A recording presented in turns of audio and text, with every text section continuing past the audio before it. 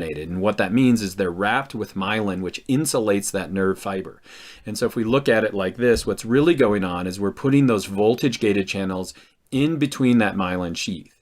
And I'm not going to get into the specifics of what's going on in here, but if we look at this simulation right here, what it does is it allows that electrochemical gradient. You can compare the two to travel more readily as it moves farther down the neuron. Now, action potentials succumb to what's called the all or none law. And what that means is that an action potential will occur or will not, and it doesn't depend on how much of the stimulus it gets. It depends on if you hit that threshold or not. And so once we hit that threshold, we can move towards it, we can move away from that voltage. But once we hit negative 55 millivolts, we're going to have an action potential, and that action potential is going to look exactly the same. Now, in this diagram right here, we have the three different potentials that I'm talking about in this video. At the beginning, we have the resting potential. Remember, that's contributed to by the permeability of the membrane to different ions. We then have the action potential, that rapid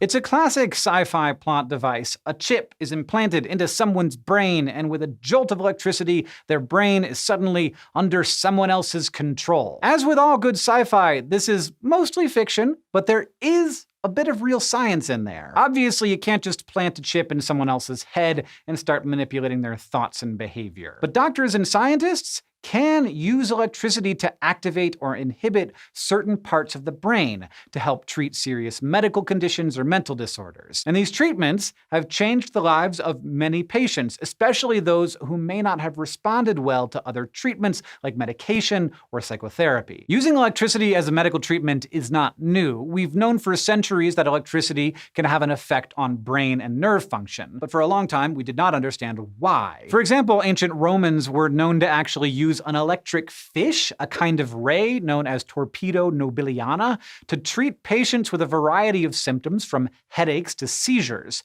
Just put the fish on you. The ray was known to stun anything that came into contact with it, so medical professionals of the time would just put this ray on the heads of their patients to numb their symptoms. Put a fish on it! How do we know that they didn't know why this worked? Because sometimes they used the same technique to treat hemorrhoids. Just put a fish on it! Fast forward to the 19th century, when physicians started experimenting with applying electricity to the exposed human brain. One physician even experimented on the exposed cerebral cortices of decapitated prisoners. He found that by stimulating the surface of the cortex with electricity, he could cause the face to actually grimace. Gruesome as it was, this at least provided some new scientific insights. It proved that the brain could be directly stimulated with electricity. Scientists were starting to learn a very important truth. The human nervous system relies on electricity to function. Nerve cells use electricity and chemicals to communicate with one another, transmitting information like little messages throughout your body and brain. Your body depends on these electrical signals to do just about everything. From smiling to walking, processing memories or feelings, it all comes back to electrical signals in the brain. Beginning in the 1930s, physicians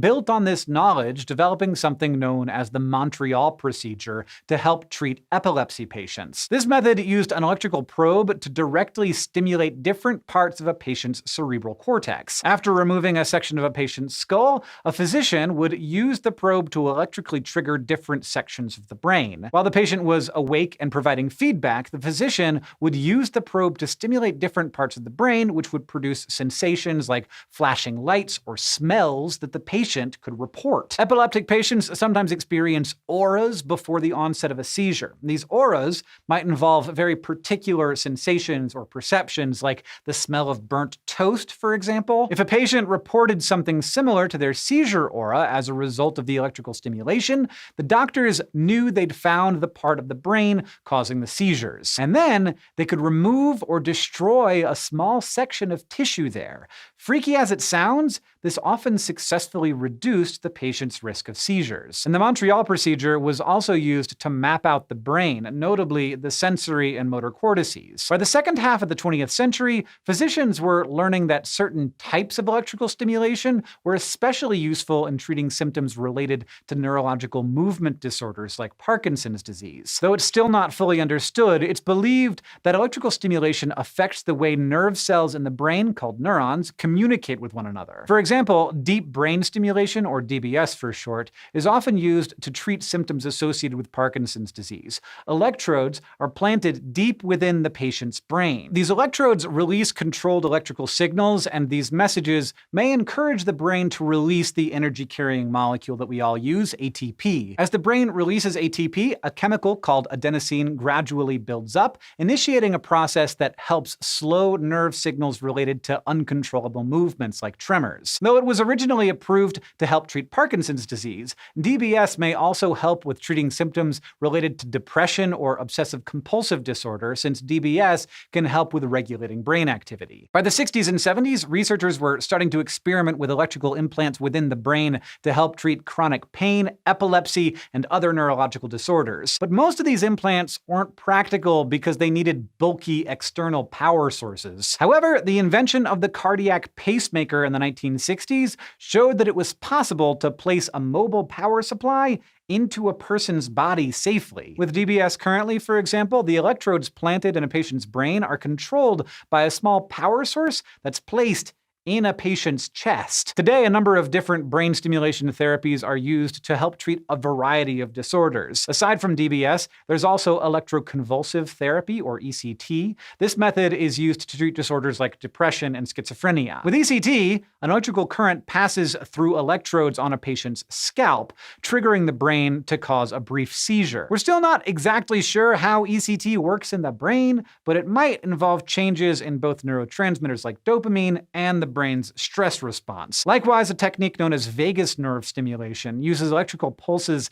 to stimulate the parts of the brain that are associated with seizures to treat epilepsy. It can also be used in other cases like severe depression. In this case, the pulses come from a device implanted in the patient's chest and stimulate the left vagus nerve, which passes a signal onto the brain. This nerve is part of the control system that helps the brain regulate involuntary actions like heart rate. It also acts like a freeway of sorts, sharing information from the brain to the heart, abdomen, lungs, and neck and back again. These pulses may help control or limit the effects of seizures by spurring neurons to release neurotransmitters that help to modify the excitability of certain cells, lessening or even stopping seizures. Electrical brain implants might sound like science fiction, but these techniques are grounded in pure reality. Brain stimulation techniques have radically improved how physicians treat neurological and mental health conditions. And as these technologies improve, neuroscientists will hopefully continue to develop more effective and less invasive treatments, truly changing the lives of countless people around the world. Not all of us have medical needs serious enough to warrant electrodes in our brains, but for those of us who like to manipulate our minds in more conventional ways, we're lucky to have audiobooks. Compelling stories let us experience new worlds, new ideas, and new people, and Audible can hook you up. I've recently been listening to the work of Becky Chambers.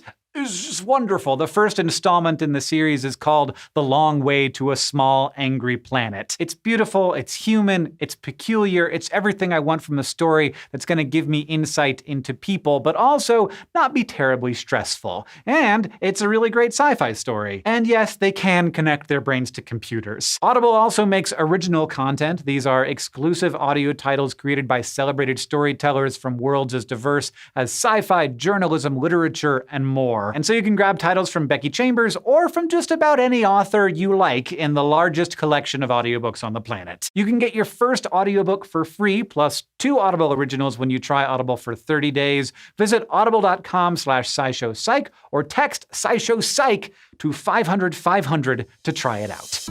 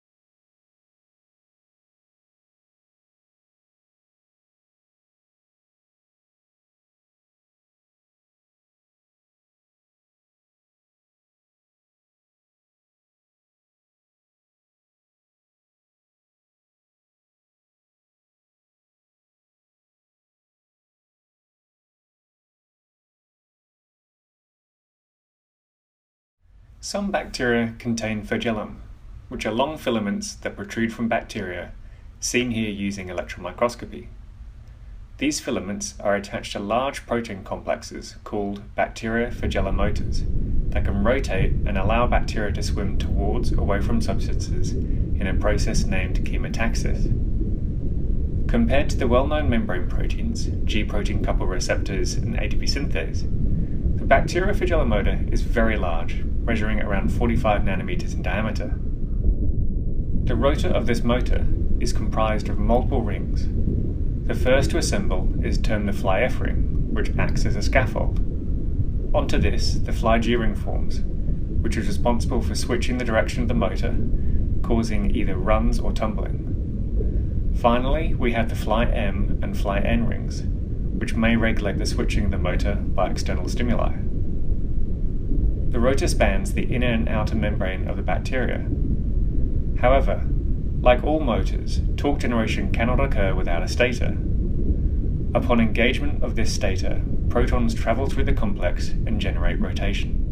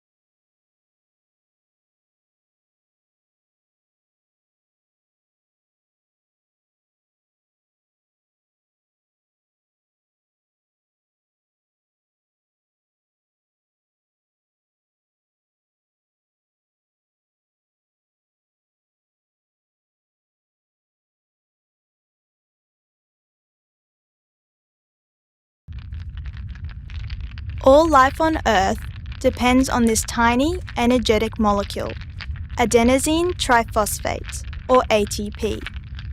ATP drives biochemical activity inside your living cells and is a key building block of DNA and RNA. Generating ATP for your living cells are mitochondria, electrochemical batteries that converts energy from the food you eat and oxygen from the air you breathe into ATP. So where does your ATP come from? Deep inside your mitochondria, rows of molecular motors generate ATP, the molecule essential to all life on Earth.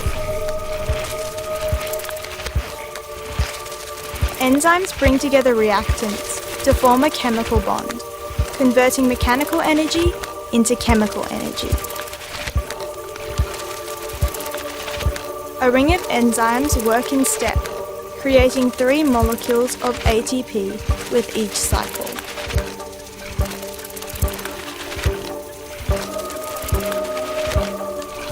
Inside the molecular motor, a rotating axle powers the sequence.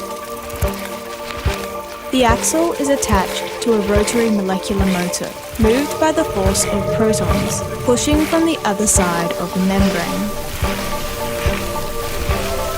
A difference in proton concentration propels the molecular mechanism.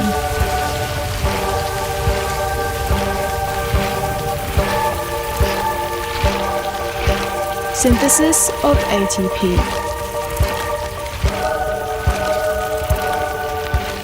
ATP drives biochemical activity inside your living cells and is a key building block of DNA and RNA.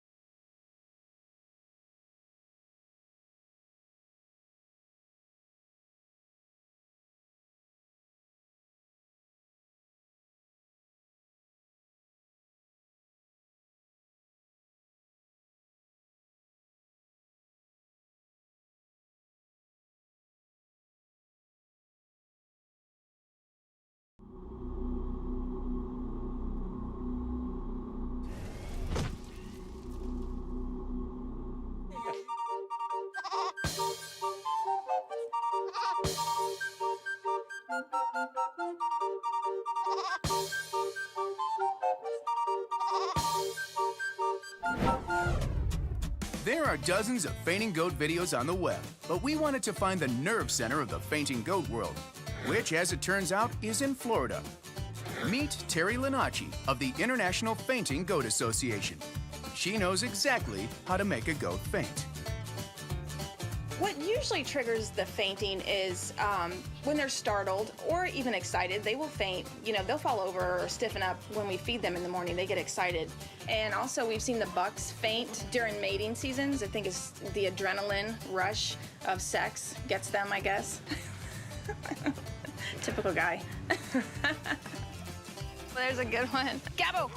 And it's confusing because they don't actually faint. They're fully conscious. It doesn't hurt them at all. They stay down for maybe 10 or 15 seconds, and they can hear, they can see. Ah, great fun for humans. But what exactly makes these goats do a full-on face plant? Fainting goats have the condition myotonia congenita. It's a genetic condition affecting a particular gene telling muscles to tense and to reset, to relax again afterwards. Normally, they relax instantly and we're able to flee or fight, whatever we choose to do to defend ourselves. In this case, the signals from the brain are sending through the message to tense all the muscles, but because of this genetic condition, the signals telling the muscles to relax again aren't getting through, and so it tenses up, can't run away, and falls over. Some farmers used to use these myotonic goats as decoys. If a wolf or some other predator were to attack the herd, of course, the myotonic goat is going to go down, and that's what's going to take the predator's attention away from the rest of the herd. That's not very nice. And because all mammals' muscles have similar chemistry, many species, including us, are prone to myotonia congenita. Like mere thoughts enough to stop you in your tracks.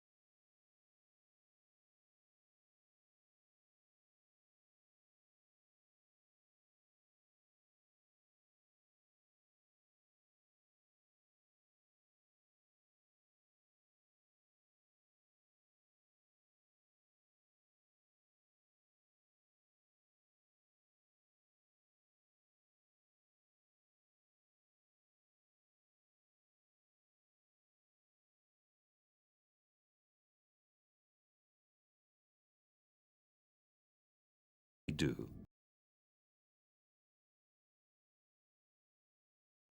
A cochlear implant is an electronic device that can restore sound perception in people with certain types of severe hearing loss by picking up sound from the environment, converting that sound into electrical impulses, and transmitting those impulses directly to the auditory nerve. Cochlear implants provide an option for hearing restoration in patients who have more extensive hearing loss, and for whom a device that simply amplifies sound, such as a hearing aid, may not be as effective.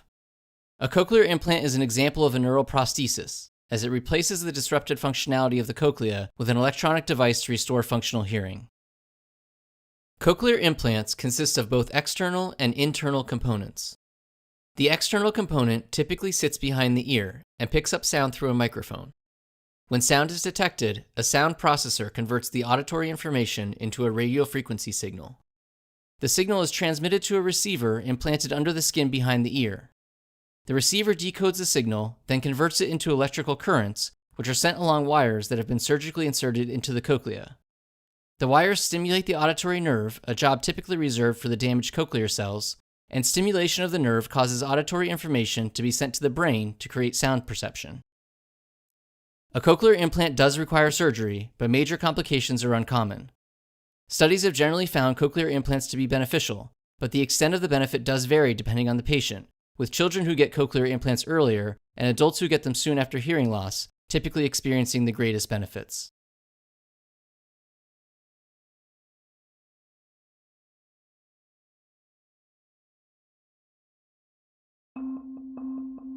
Deep brain stimulation is a minimally invasive procedure. It can be effective at treating conditions such as essential tremor, Parkinson's disease, and epilepsy. The idea is that we use the brain's natural language, which is electricity. And instead of making the brain talk in a particular way, we're disrupting the brain from talking in an abnormal way. The first part of the procedure is where we implant the actual electrodes into a very specific nucleus in the brain. Typically, patients have it done on both sides to treat symptoms on both sides of the body, but it doesn't have to be that way. It can also be one-sided. If it's both sides of the brain that we're treating, then we would make a small incision on both sides of the scalp. It's usually about 2.5 centimeters long, and make an opening in the bone about the size of a dime. And we use a very precise apparatus to gently guide the electrode through the brain tissue and down into that target nucleus.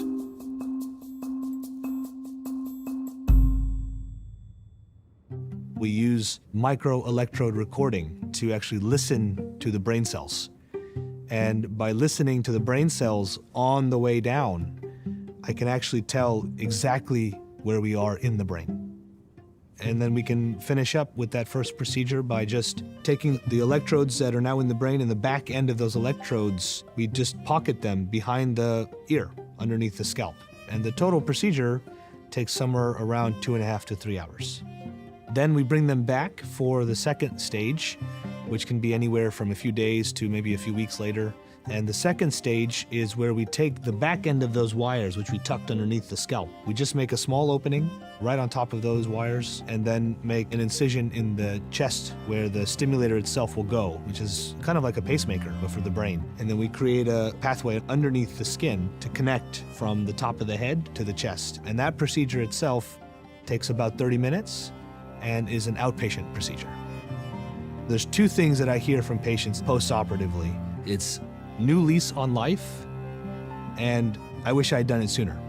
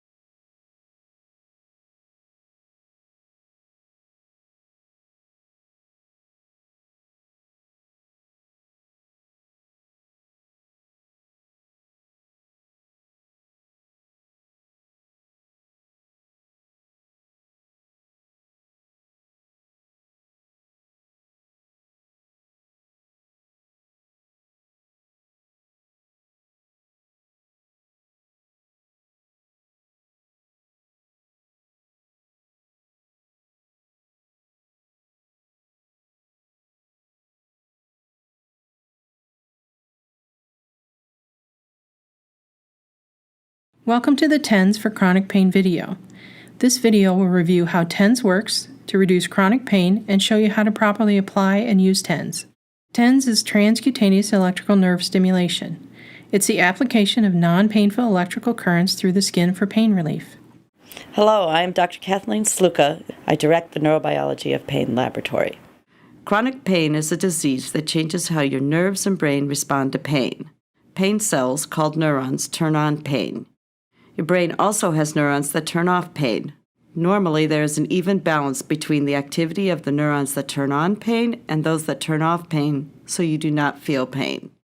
When you have chronic pain, this balance changes so that there is now more activity in the cells that turn on pain and less activity in the cells that turn off pain. Our neurons in the brain use chemicals called neurotransmitters to both send the pain signals and to stop the pain signals. When you have chronic pain, your body produces more excitatory chemicals like glutamate that make you feel more pain. At the same time, your body produces less inhibitory chemicals like natural opioids to stop pain. Importantly, these changes in the nervous system are moldable and not permanent. TENS reduces pain through multiple mechanisms. It can change how the brain responds to pain. In the brain, the increased activity of neurons and chemicals that turn on pain are reduced. At the same time, there is an increased activation of neurons and chemicals that turn off pain. TENS uses multiple chemicals in the brain to turn off pain, including opioids and serotonin. Thus, TENS works to normalize processing of pain signals in the brain and promote release of chemicals in our body that turn off pain. Clinical studies show TENS is effective for chronic pain. It is a safe and inexpensive treatment that works best when you are active, like doing exercises or household activities. Hello, I'm Dr. Carol Vance, clinical TENS expert and faculty in the Department of Physical Therapy and Rehabilitation Science at the University of Iowa. This is the TENS unit. It uses batteries to produce electrical currents. It's used with wires and electrodes, disposable ones that you put on your skin. Looking at the electrodes, you'll see that one side is sticky. The sticky part of the electrode is applied to your skin and delivers the stimulation. The unit has two channels to deliver the current, channel 1 and channel 2. This is the on-off button. These arrow buttons increase or decrease the intensity of electrical stimulation. There are several programs that can be chosen with these buttons. We recommend using program 6 on this unit, which is a modulated frequency. For you, this means it will vary from slow to fast in the way it feels. Let's go over how to put a TENS unit on for back pain using two channels. Here's what to do. Start by hooking the wires to the electrodes with these two pins. Apply the electrodes to clean, dry skin. Hold your hand over the electrode for 30 to 60 seconds to warm it up so it will stick on well. Hook the other end of the wires to the unit, channel 1 and channel 2. Now, turn the unit on and begin increasing the intensity to a strong, comfortable, non-painful sensation for channel 1. Repeat this for channel 2. The main goal is for you to increase the intensity to as strong as comfortably possible while doing activities. The greater the intensity, the more beneficial the TENS is. You may feel tingling, tapping, buzzing, or muscle twitching. You may also notice an increase or a decrease in the way the TENS feels. The longer you wear the unit, you may be used to the feeling and you could increase the intensity. Try to keep it at a strong but comfortable level. At the end of the day, or whenever you're finished using the TENS unit, remove the electrodes by gently lifting an edge. Return the electrodes to the plastic sheet and store in a Ziploc bag in a cool, dry place. We just showed you how to apply TENS for back pain. The same principles apply to other body areas. You should surround your areas of pain. Remember, TENS is most effective when used at a strong but comfortable intensity while you're active. Please see your primary care provider or physical therapist if you have further questions.